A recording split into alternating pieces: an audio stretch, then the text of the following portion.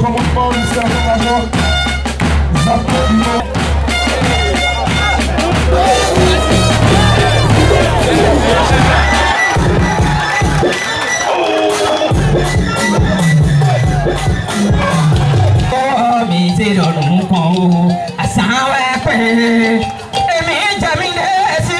Le 65e anniversaire de l'indépendance du Bénin est célébré le vendredi 1er août 2025. Kétou, la cité d'Akaba et d'Ena, n'est pas restée en marge de cette célébration. Les manifestations ont démarré dans cette ville par le dépôt de gerbes où l'autorité communale a salué la mémoire des fils et filles de Kétou morts pour la patrie.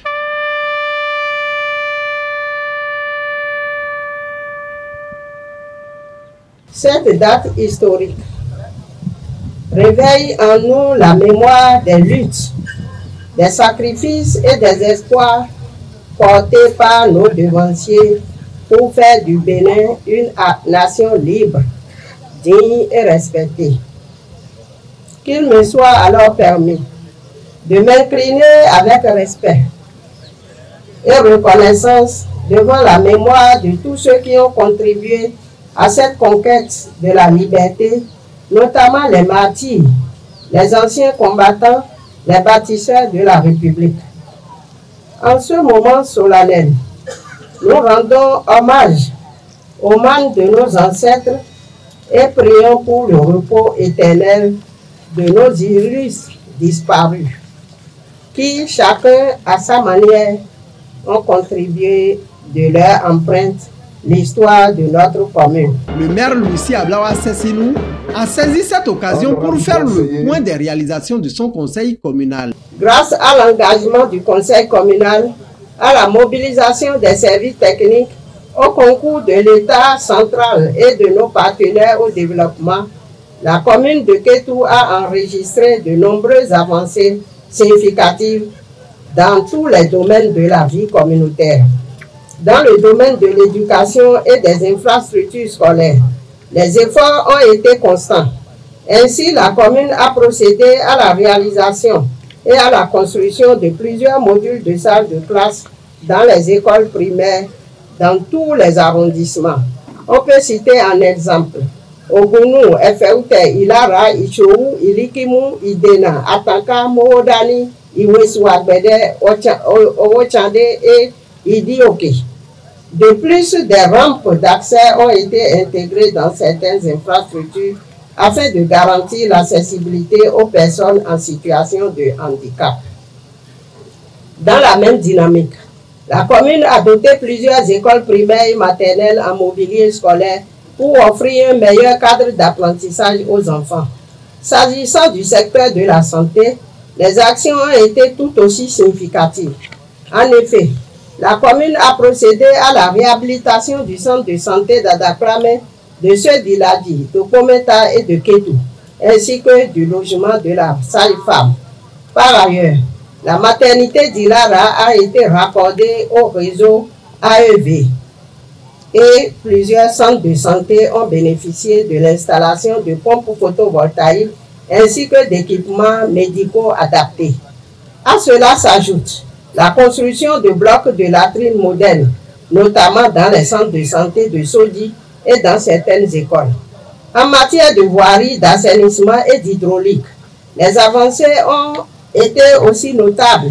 Notamment, la commune a procédé à l'entretien des pistes rurales à travers la méthode IMO. De surcroît, d'importants travaux de pavage et de réhabilitation de voiries urbaines ont été réalisés à l'image de la rue allant du carrefour de la boulangerie à Asséna. En complément, plusieurs ouvrages hydrauliques ont été réparés, réhabilités ou modernisés pour faciliter l'accès à l'eau potable dans les localités. Sur le plan de la gouvernance locale, des investissements ont été réalisés pour améliorer le cadre administratif. Il s'agit entre autres de la construction en cours des bureaux de l'arrondissement de Pankou, de la réfection de la salle de délibération de la mairie, de l'installation de matériel informatique pour le guichet unique, sans oublier la mise en place du système d'information foncière urbaine SIFU, outil stratégique pour une gestion plus transparente du foncier urbain. Concernant la sécurité et la mobilisation des ressources, plusieurs équipements ont été acquis, notamment des sabots de police, cadenas scellés, ralentisseurs métalliques et chicanes destinés à renforcer des services d'appui à la sécurité et à la mobilisation des ressources locales.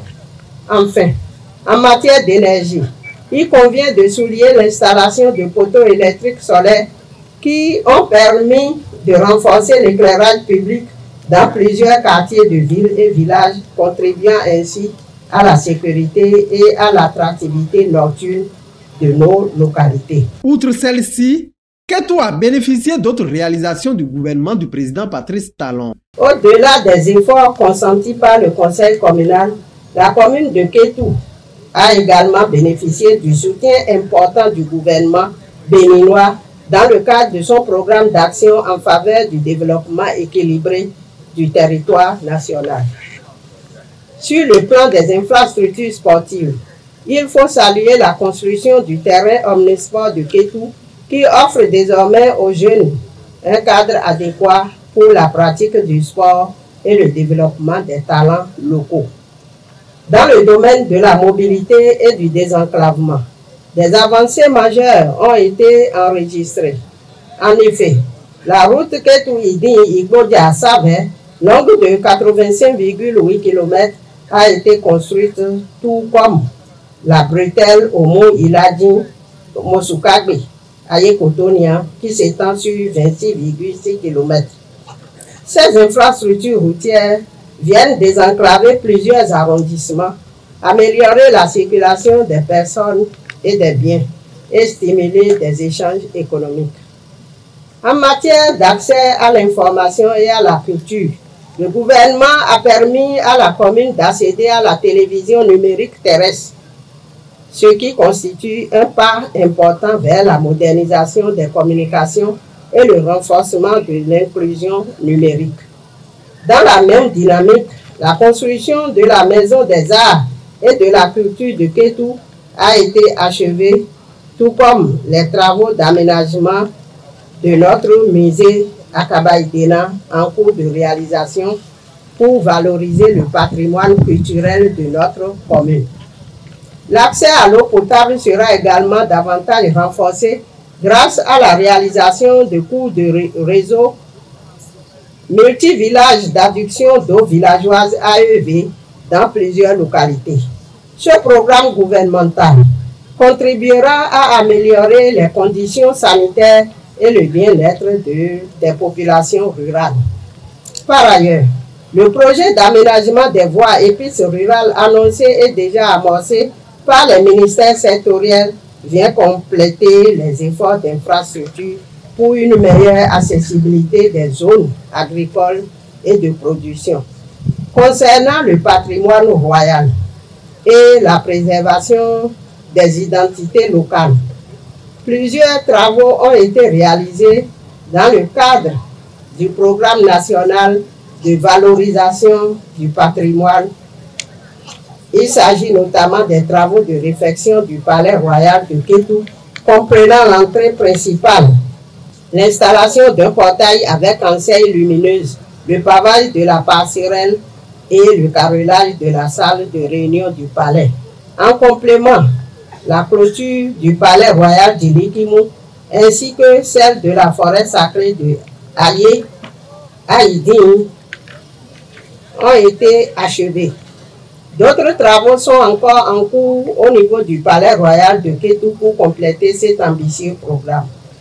Afin d'assurer une meilleure gouvernance et d'orienter le développement de manière structurée, la commune de Kétou s'est dotée ces dernières années de plusieurs documents de planification stratégique, conformément aux exigences de la loi numéro 2021-14 du 20 décembre 2021 portant code de l'administration territoriale en République du Bénin.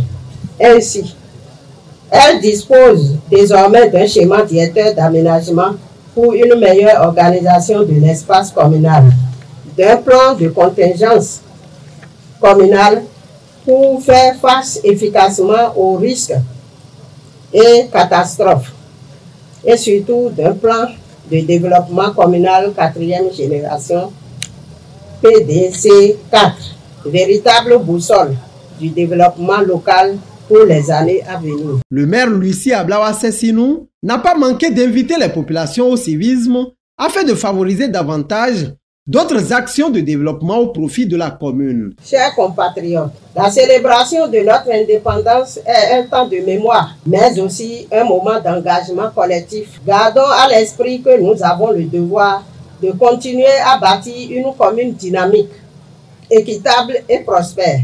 Ensemble, faisons de Kétou un modèle de développement local. Ensemble, gardons vivante la flamme de l'espérance. Quelques participants livrent leurs impressions. Il faut avouer que j'étais sidéré.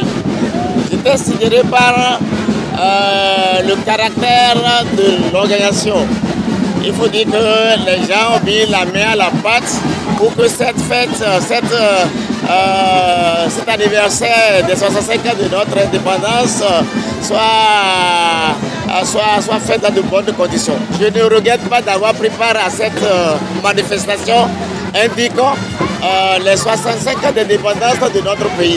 La fête, elle est belle, elle sera toujours belle. Nous remercions Madame le maire pour tout ce qu'elle a pu faire pour la commune de Kétou en ce qui concerne le développement. Parce que nous sommes de l'association de développement de la commune, donc nous ne pouvons que parler de cela. Aussi, nous allons remercier le chef de l'État, le président Patrice Talon, pour tout ce qu'il a fait pour Kétou. C'est vrai, ce n'est pas beaucoup, mais c'est grand quand même. En nous demandant quand même qu'il nous fasse plus. Mon émotion, elle est grande. C'est une émotion de joie, parce que cette fête a été plus organisée que les fois antérieures. Je vais exhorter donc la jeunesse kétoise à accompagner le conseil communal dans tout ce qu'il prévoit et dans tout ce qu'il fait. Parce que on dit une seule hirondelle ne fait pas le printemps. C'est ensemble qu'on est fort. Donc je nous invite tous, puisque je fais partie de cette couche juvénile, j'invite donc la jeunesse à y s'impliquer réellement. Parce que les questions du développement, aujourd'hui, c'est la jeunesse. Les manifestations du 65e anniversaire de l'indépendance du Bénin à Kétou ont été agrémentées par les défilés civils et militaires qui ont égayé le public.